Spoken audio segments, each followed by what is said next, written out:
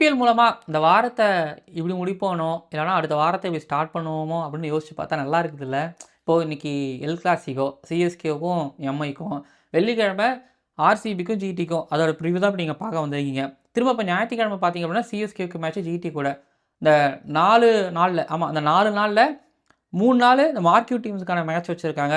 அதுவும் பாருங்க Mi சிஎஸ்கேவோட start ஆகி ஆர்சிபி மேட்ச்சு அப்படியே முடியும்போது சிஎஸ்கே மேட்ச் இந்த வாரம், அடுத்த வாரம் ஆரம்பிக்கிறது முடிய போகிறதுல அப்போ நல்லா இருக்குது. ஆஹா! ஓஹோ! அப்படிங்கிற மாரி எனக்கு இருக்குது. ஓகே. நான் ஆரம்பத்தில சொன்ன மாரி இது ஆர்சிபி வெர்சஸ் ஜிடி மேட்சோட ப்ரிவ்யூவு. ஆர்சிபி போன மேட்ச்ல சறுக்குனாங்க. இப்போ அவங்களுக்கு என்ன பிரச்சனை இருக்குதுங்கிறத நம்ம கண்டிப்பா பேசி தான் ஆகணும்னா, ஜிடிக்கு என்ன பிரச்சனை இருக்குங்கிறது உங்களுக்கு ஒண்ணும் இல்ல. நீங்களே பார்த்தாலே தெரியும். ஸோ டிஸ்கஸ் பண்ணுவோம். ஆர்சிபியோட கை ஓங்கி இருக்குது. பட் எங்கேயாவது ஏதாவது அதிர்ச்சி குடுப்பாங்களா ஜிடி ஆர்சிபிக்கு அப்படின்னு பார்ப்போமா? சரிங்க. இந்த மேட்ச்ல ஆர்சிபி ஜெயிப்பாங்க அப்படின்னா, கண்டிப்பா ஈசாலா நண்பா நண்பீஸ் நீங்க ஒரு முடிவோட தான் இருப்பீங்க. சொல்லுங்களேன். ஆர்சிபி ஜெயிப்பாங்க அப்படின்னா, ரெட் கலர் ஹார்ட்ட போட்டு வின் அப்படின்னு கமெண்ட் பண்ணுங்க. அப்புறம் ஜிடி ஃபேன்ஸ் இருப்பீங்க. தமிழ்நாட்டிலிருந்து அங்க சப்போர்ட் பண்ணுவீங்க. அப்படி இருக்கும் பட்சத்தில நீங்க ப்ளூ கலர் ஹார்ட்ட போட்டு வின் அப்படின்னு கமெண்ட் பண்ணுங்க. பார்ப்போமே ஆர்சிபி எவ்வளோ பேர் எவ்வளோக்கு கமெண்ட் பண்ணுறீங்க, ஜிடிலேருந்து எவ்வளோ பேர் எவ்வளோக்கு கமெண்ட் பண்ணுறீங்கன்னு. வீடியோக்குள்ள போமா? ஓவருக்கு 6 பால் தான். ஆனா நோ பால் போட்டா 7 பால். ஓடு ஐபிஎல் பப்பியா? ஜெனில் லேடிஸ் அண்ட் ஜென்டில்மேன், இந்த கிரிக்கெட் தேர்தல் 2026ல் ஐபிஎல் 2026ல் சின்னசுவாமி ஸ்டேடியம் பெங்களூரில் நடக்க இருக்கக்கூடிய Royal Challengers Bengaluru versus Gujarat Titans மேட்சோட ப்ரீ அனாலிசிஸ் அண்ட் ப்ரிவ்யூ பார்க்க வந்திருக்கீங்க இந்த ஸ்பெஷல் கிரிக் ஆனந்தாஸ் ஷோவினிலே. இப்போது ஆர்சிபி பொறுத்த வரைக்கும் பார்த்தீங்கன்னா 1-2 பிளேயர்ஸோட ஃபார்ம் அப்படிங்கிறது பிரச்சனை. ஆனால் குஜராத் டைட்டன்ஸ்க்கு டீமே பிரச்சனை அப்படிங்கிற மாதிரி இருக்குதான்னு கேட்டிங்கன்னா, அங்கே ஒரு சில பிரச்சனைகள் இருக்குது. ஆனால் ஆர்சிபியை விட பெரிய ஒரு தலைவலி தான் அங்கே ஜிடிக்கு இருக்குது. இந்த மேட்ச்சில் வந்து உங்களுக்கே தெரியும் ஆர்சிபியோட கை தான் ஓங்கி இருக்குது அப்படின்னு தான் நீங்கள் நினைப்பீங்க. பட் எங்கேயாவது ஏதாவது ஒரு வாய்ப்பு இருக்கா ஜிடிக்கு? இப்போ நீங்கள் ஆர்சிபி டீமில் பிரச்சனையே இல்லையா? இல்லை ஆர்சி டீமில் பிரச்சனை இருந்துக்கிட்டு இருக்குது. ஏன்னா ஜிதேஷ் சர்மாவோட ஃபார்ம் அவங்களுக்கு பெரிய பிரச்சனையாகவே இருந்துக்கிட்டு இருக்குது. லாஸ்ட்டு இந்த சீசன் முழுக்கவே அவர்கிட்டேருந்து ரன்ஸ் பெருசாக வரலை.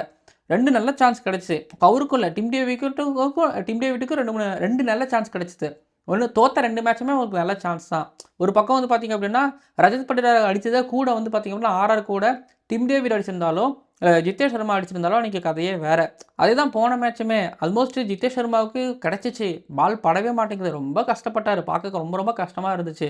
ஸோ இந்த சான்ஸை அவங்க மிஸ் பண்ணியிருக்கிறாங்க. இப்போ அதான் இப்போ ஜிடிக்கு இருக்கிற ஜிடியோ இல்லை ஆர்சிபி கூட மோதுகிற டீமுங்களுக்கோ என்னவா வருவாங்க அப்படின்னா, அவங்களோட லோவர் ஆர்டர், அந்த லோவர் ஆர்டரோட பேட்டிங்கை நாங்கள் பார்க்கணும். ஸோ அதுதான் இப்போ ஆர்சிபி வீழ்த்துறதுக்கான ஒரே வழி என்னென்னா, அவங்க லோவர் ஆர்டரை வந்து சீக்கிரம் பார்க்கணும்ல, சீக்கிரம் அவங்களே அவுட் ஆகி முடிக்கணும்.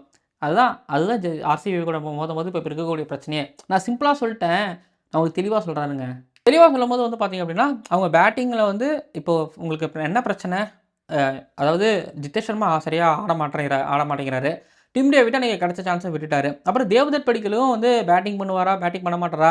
இதனால் எங்கேயாவது ஒரு பவுலர் எக்ஸ்ட்ரா ஆட் பண்ணலாமா? இப்படி தானே இருக்கீங்க. பட் அவங்க அவ்வளோ யோசிக்க மாட்டாங்க. ஏன்னா அவங்களுக்கு வந்து ஒரு ரன் மிஷின் விராட் கோலி ஆடிக்கிட்டு இருக்காரு. சால்ட்டுக்கிட்ட வந்து ஸ்டார்ட்டு கிடைச்சா ஒரு 50-70 அடிக்கிறாரு. அதுக்கப்புறம் வந்து பார்த்திங்க அப்படின்னா, இங்கே ரஜத் பட்டிதார் மிடில் ஓவர்ஸில் டெமாலிஷ் பண்ணுறாரு. ஸோ இந்த ஒரு 3 பேர் மீதி இருக்கக்கூடிய அந்த 3 பேரோட மீதி இல்லை ஜிதேஷ் சர்மா, டிம் டேவிட் இவங்க சரியாக ஆடாததை அவங்க சரி பண்ணிடுறாங்கன்னு கூட நீங்கள் வச்சுக்கோங்க. இல்லை இவங்க ஆடுறதுலேயே மேட்ச் முடிஞ்சிறது கூட நீங்கள் வச்சுக்கோங்க. தேவ்தத் படிக்கல் வராமலே ரஜத் பட்டிதார் மேலே வராரு.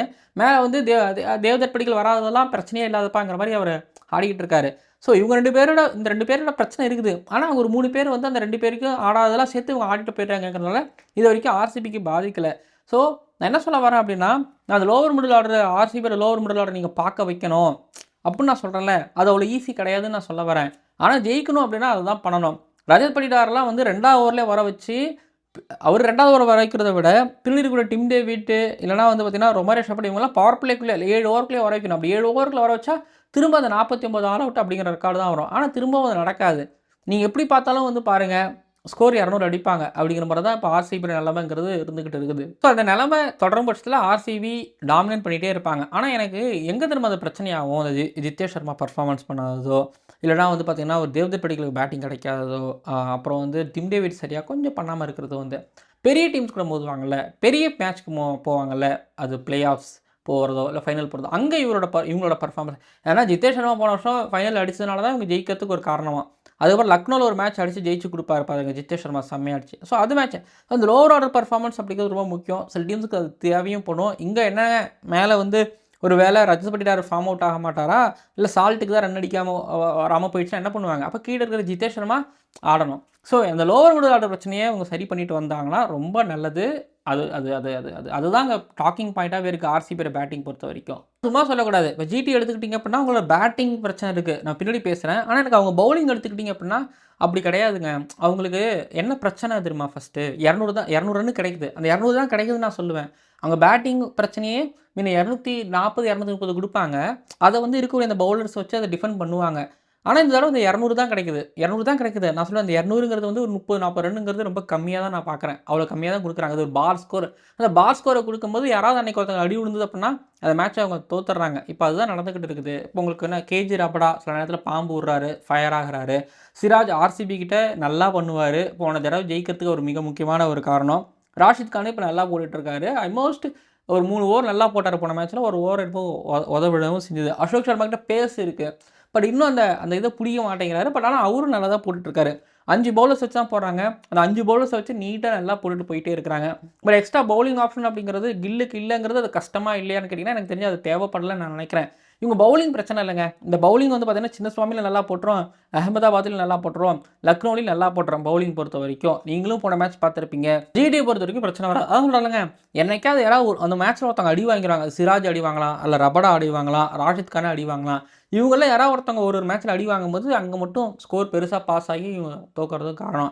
இந்த சரி இப்போ நான் ஜிடியோட பேட்டிங் வந்துட்டேன் அப்படின்னா சாய் சுதர்ஷனை வெளியில், அதாவது பிளேயிங் லெவலையும் சேர்த்து சொல்கிறேன். இப்போ சாய் சுதர்ஷனுக்கே பிரேக் விட்டுட்டு ஒரு குமார் குஷராக போயிடுவாங்களோங்கிற சந்தேகமும் எனக்கு வருது. இல்லை குமார் குஷராவை வந்து பார்த்திங்க அப்படின்னா இங்கே பாருப்பா, உனக்கு இடம்லாம் கிடைக்காது, உனக்கு இடம் வேணும் அப்படின்னா நான் ஒரு இடம் தரேன், அந்த இடத்துல வந்து நீ நல்லா ப்ளே பண்ணு அப்படின்னு சொல்லிட்டு அவருக்கு ஷார்க்கான ரிமூவ் பண்ணிட்டு அந்த பொசிஷனில் அவர் ஆட வைப்பாங்களா? அது எந்த அளவுக்கு சரியான காலம் இருக்கும்னு எனக்கு தெரில. ஏன்னா குமார் குஷரா வந்து பார்த்திங்க அப்படின்னா சையத் முஸ்டாக் ட்ரோஃபியில் வந்து டாப் ஆர்டர் நல்லா பர்ஃபார்மன்ஸ் பண்ணார். கிட்டத்தட்ட நிறைய 2-3 அது கிட்டத்தட்ட 100லாம் அடித்தார். அப்படிங்கிறதால குமார் குஷராவை ஏன் உட்கார வச்சு வேஸ்ட் பண்ணக்கூடாது அப்படின்னு அவங்க யோசிப்பாங்க. ஸோ ஒன்று சாய் சுதர்ஷனை வெளியில் அனுப்பிட்டு ஷாருக்கான் வெளியில் யாராவது ஒருத்தவங்க வெளியில் அனுப்பிட்டு இங்கே மேபி குமார் குஷரா கொண்டு வருவாங்கன்னு நினைக்கிறாங்க. அவங்களுக்கு அதுதான் தேவைப்படுது. ஏன்னா சாய் சுதர்ஷன் சீப்பாக தான் அவுட் ஆகிட்டு இருக்கிறாரு. ஷாருக்கானோட ஸ்டாட்ஸ் பார்க்கும்போது அவர் 20 ரன்னுக்கு மேலே அவர் அடிக்கவே இல்லை. பட் டெவத்தியா பற்றினா ஸ்டாட்ஸ் உங்களுக்கு தேவையே இல்லை. ஏதோ போன வருஷத்தில் ஏதோ 48 என்னமோ தான் அடிச்சாராம். இதுக்கு இந்த வருஷமும் இவ்வளோ தான் இருக்க போகுது அப்படிங்கிற மாதிரி தான் இருந்துகிட்டு இருக்கு. ஸோ இவங்களுக்கு பிரச்சனை இந்த பேட்டிங் தான். கில்லு மட்டும் தனியாக ஆடிட்டு இருக்காரு. ஜாஸ் பட்டர் சில நேரத்தில் ஸ்டார்ட் கொடுக்குறாரு. சாய் சுதர்ஷன் ரன் வர மாட்டேங்குது. ஃபிலிப்ஸ் மேலே வச்ச நம்பிக்கையை அவர் வந்து வீணடிச்சிட்டாரு. வாஷிங்டன் சுந்தர் வந்து ஸ்பின்னராக அந்த டீமில் பேட்டரா அப்படின்னு தெரியாத மாதிரி, ஆனால் அவருக்கான பொசிஷன் இப்போ நம்பர் 4 ஃபிக்ஸ் பண்ணி கொடுத்துட்டாங்க. அதுவும் பார்க்க முடியுது.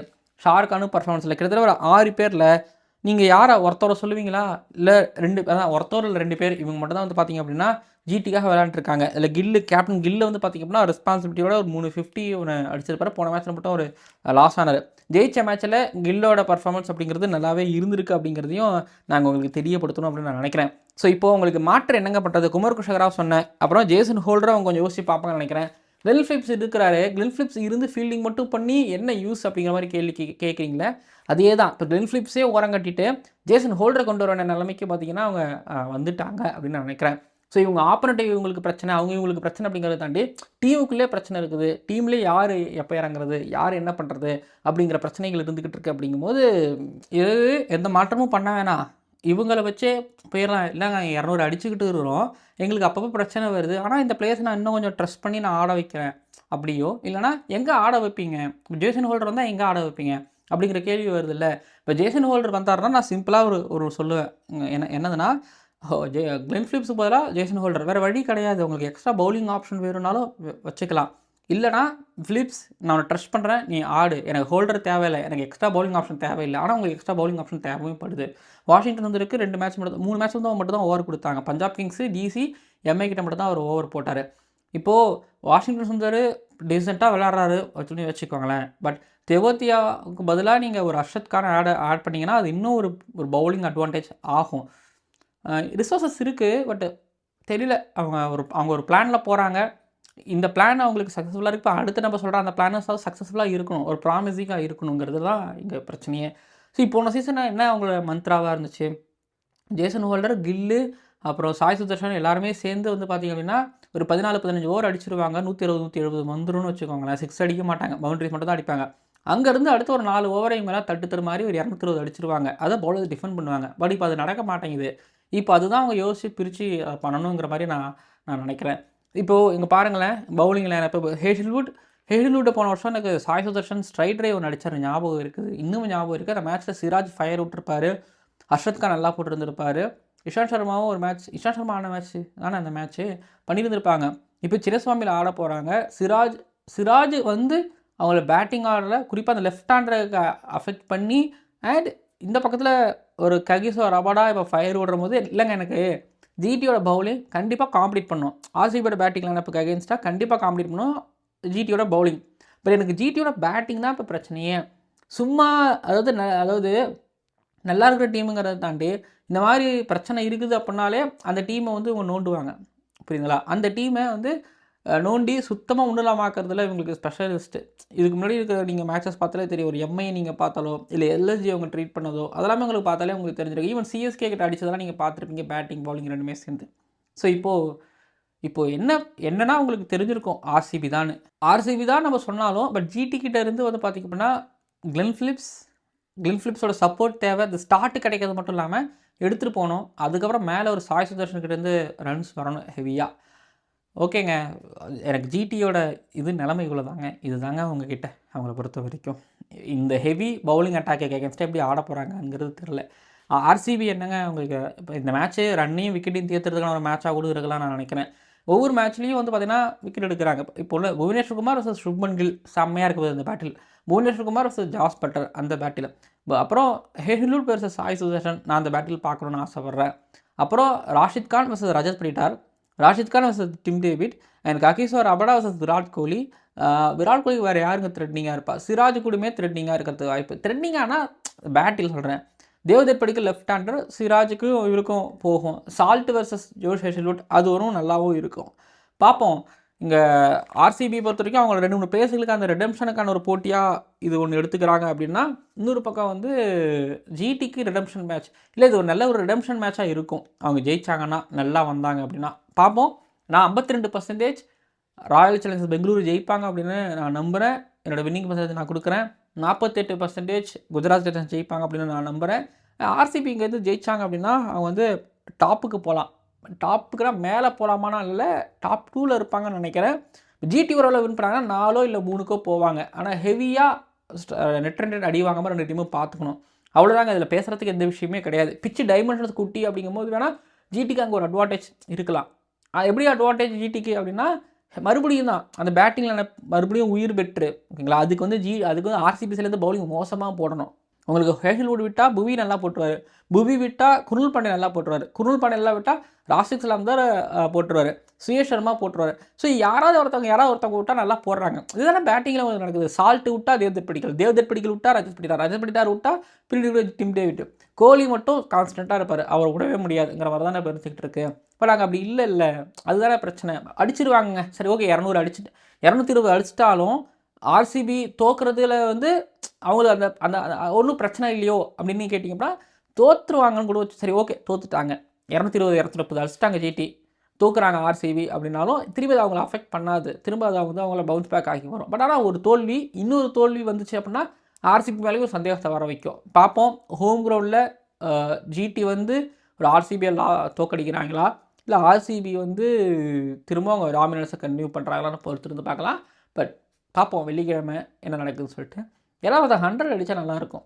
100 எதிர்பார்க்குறேன். அபிஷேக் சர்மா அடித்தார், டிகாக் அடித்தார், திலக் அடித்தாங்க. ஆர்சிபி சைட்லேருந்து ஒரு தரம் 100 அடிக்கணும்னு நான் நினைக்கிறேன்.